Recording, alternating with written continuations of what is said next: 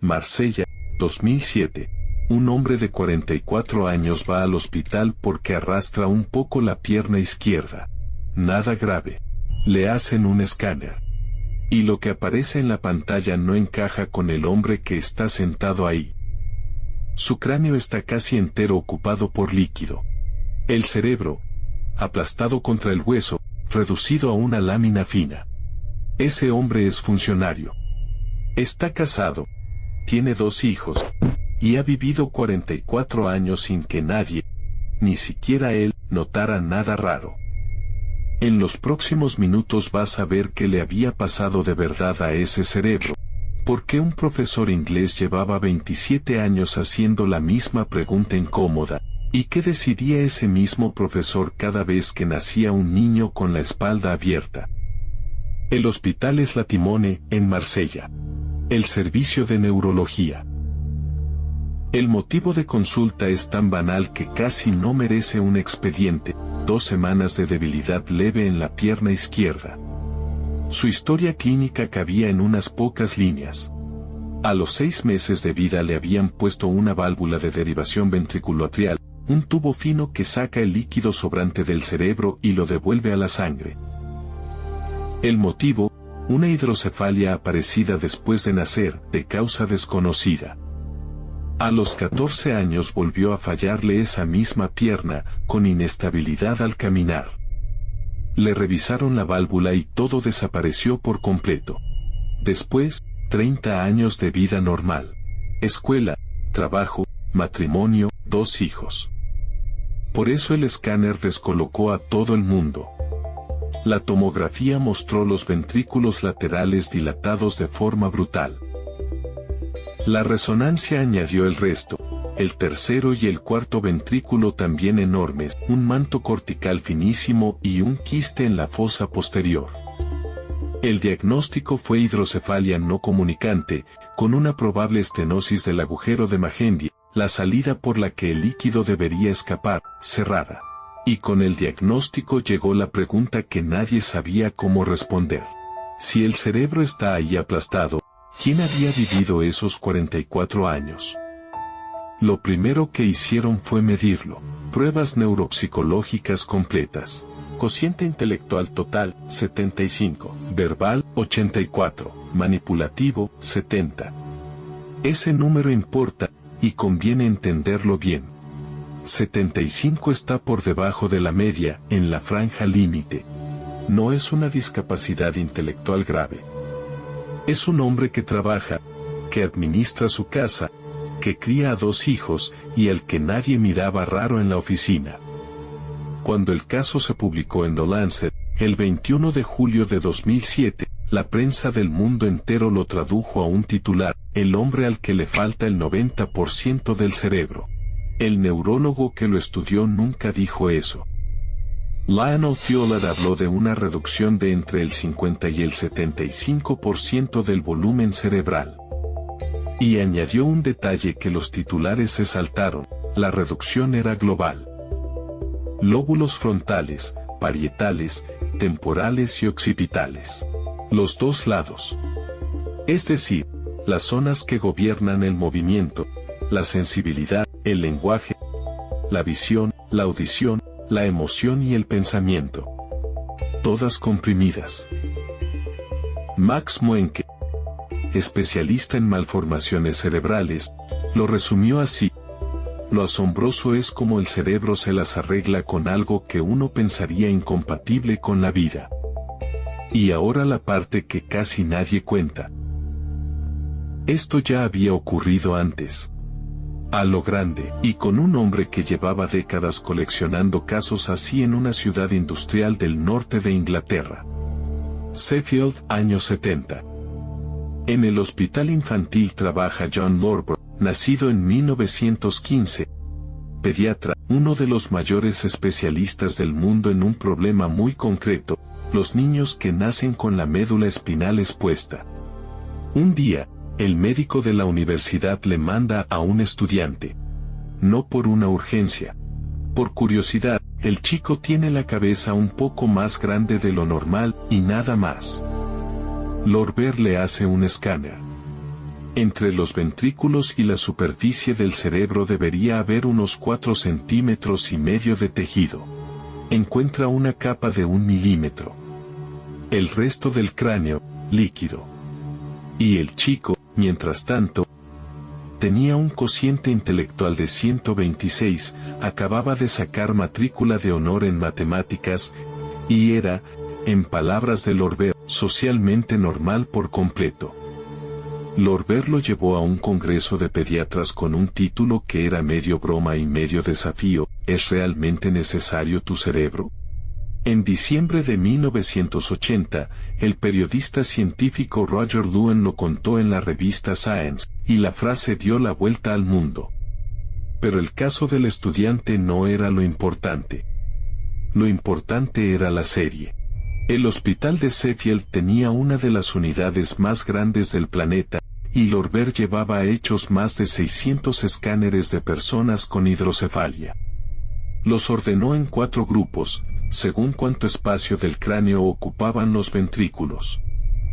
El último grupo, el extremo, es ese en el que el líquido llena el 95% de la cavidad. Poco menos del 10% de toda su serie. Muchos de ellos estaban gravemente discapacitados. Eso Lorber no lo escondió nunca. Pero la mitad de ese grupo extremo tenía un cociente intelectual por encima de 100. Por encima de la media. ¿Cómo puede la mitad de un grupo con el cráneo lleno de agua ser más lista que el promedio?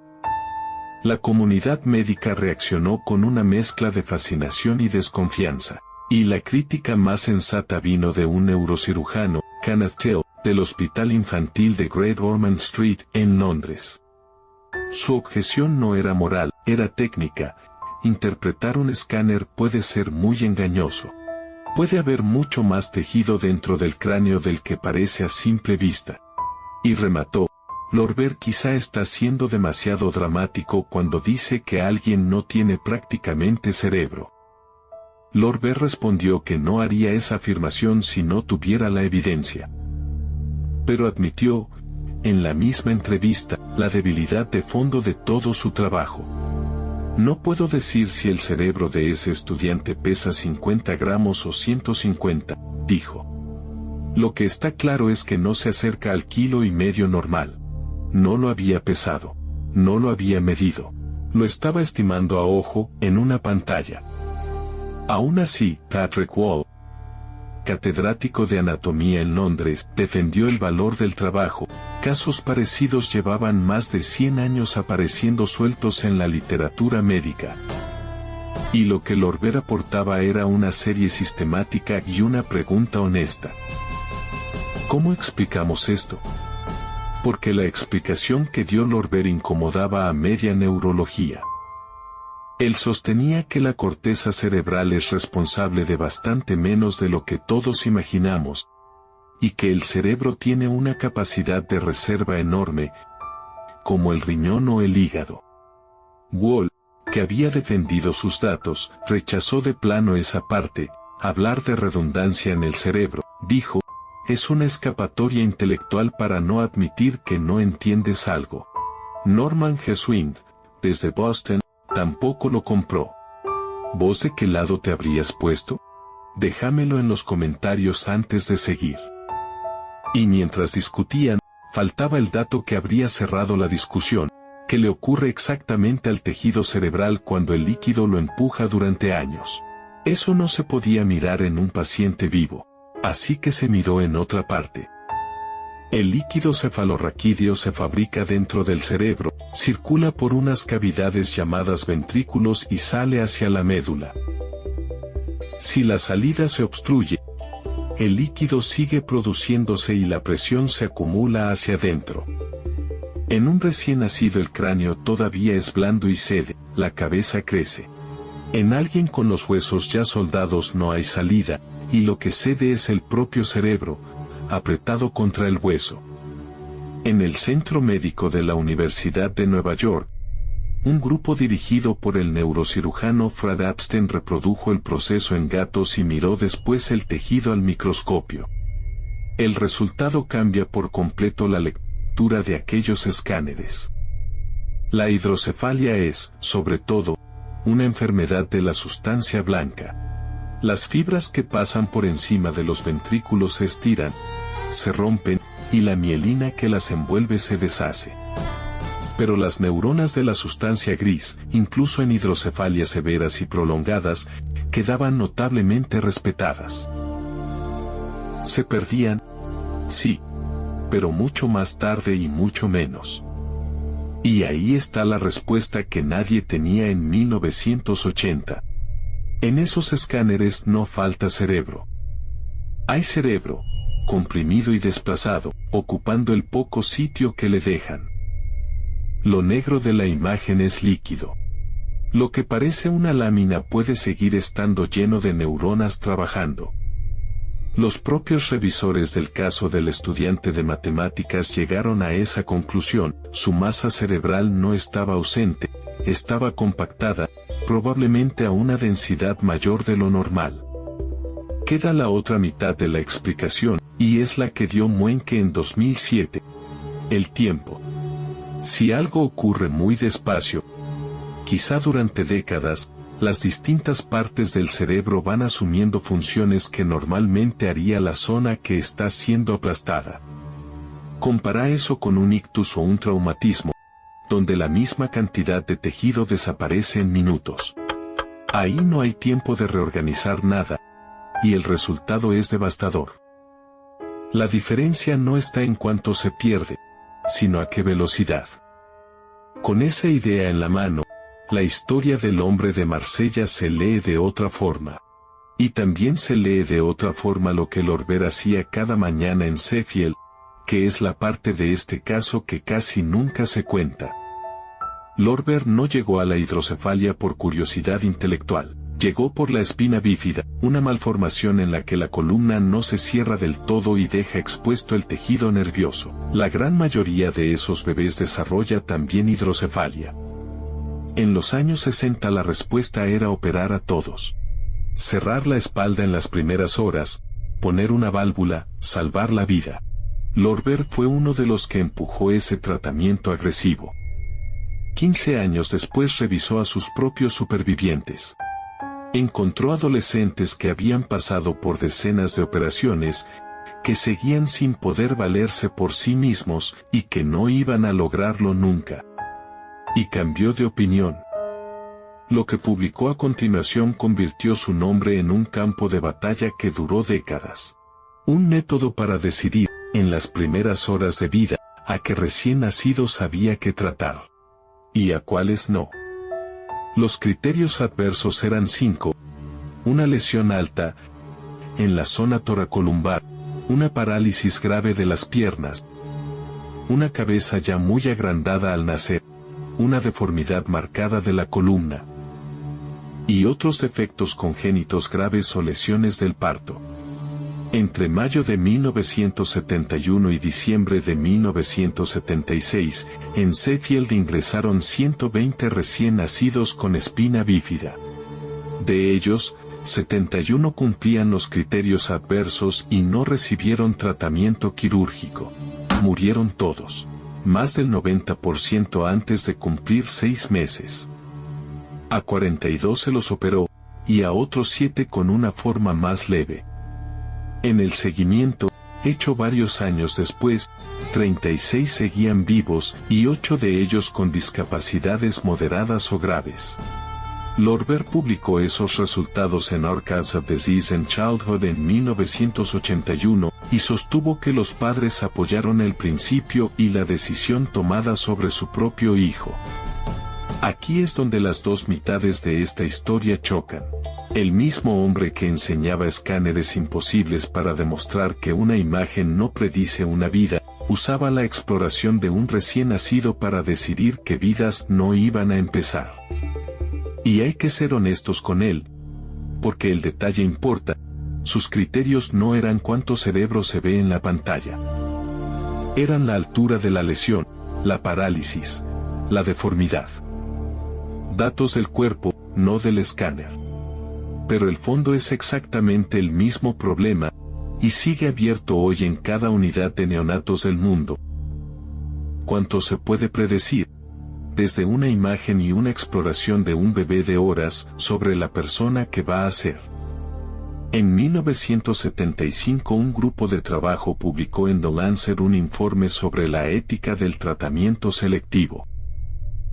La discusión no se cerró nunca del todo. Lorber siguió defendiendo su postura, con matices, hasta el final. Murió en 1996. Y 30 años después de aquel congreso, en Marsella, un hombre con el cráneo lleno de líquido se sentó delante de un neurólogo por una pierna que le fallaba. Falta contar qué le hicieron. ¿Y qué pasó después? Primero probaron una vía endoscópica, abrir una comunicación nueva para que el líquido saliera. La pierna mejoró en parte, pero el problema volvió enseguida. Entonces le colocaron una derivación ventriculoperitoneal, un tubo que lleva el líquido sobrante hasta el abdomen. En pocas semanas, la exploración neurológica volvió a ser completamente normal. Y aquí viene el dato que la mayoría de los artículos sobre este caso no menciona. Las pruebas neuropsicológicas no cambiaron. El escáner tampoco. El cociente intelectual siguió en 75, y los ventrículos siguieron ocupando el cráneo igual que antes. Nadie le devolvió el cerebro. Le quitaron un síntoma. Ese cerebro comprimido llevaba 44 años sosteniendo un trabajo, un matrimonio y la crianza de 2 hijos, y siguió haciéndolo después. Si fuera un caso único, sería una anécdota médica. No lo es. En 2014, la revista Brain publicó el caso de una mujer china de 24 años que llegó a un hospital de la provincia de Shandong por mareos y náuseas. La resonancia mostró que le faltaba el cerebelo entero. Agenesia cerebelosa completa, apenas el 9º caso publicado en toda la historia de la medicina. El cerebelo coordina el movimiento, el equilibrio y el habla. Ella se puso de pie a los 4 años y caminó sola a los 7, nunca corrió ni saltó, y su habla no fue clara hasta los 6.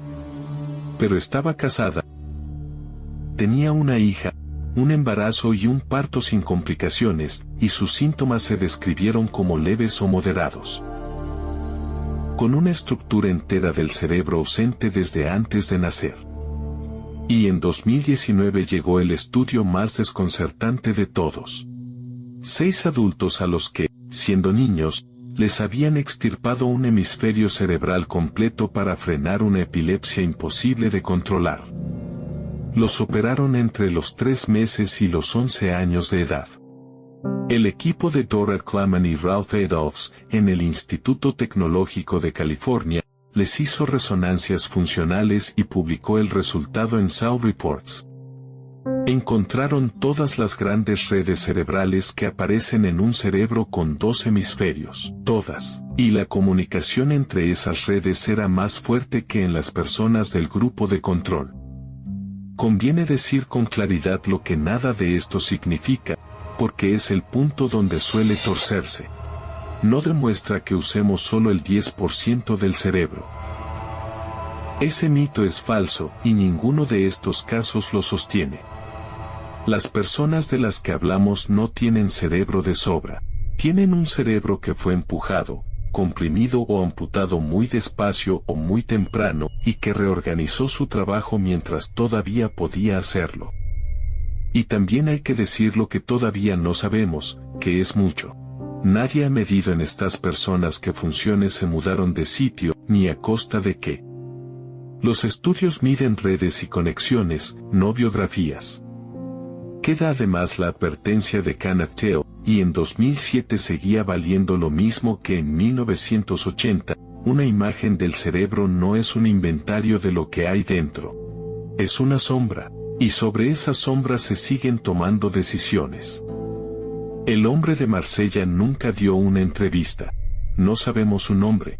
Sabemos que en su expediente había una imagen que, leída sola, describía una vida imposible. Y esa vida llevaba 44 años ocurriendo. Con un trabajo estable, una mujer, 2 hijos, y una pierna izquierda que un día empezó a fallar. Te dejo la pregunta que a mí me quedó dando vueltas.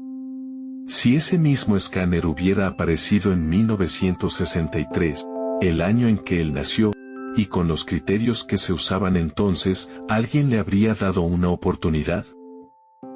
Déjamelo en los comentarios.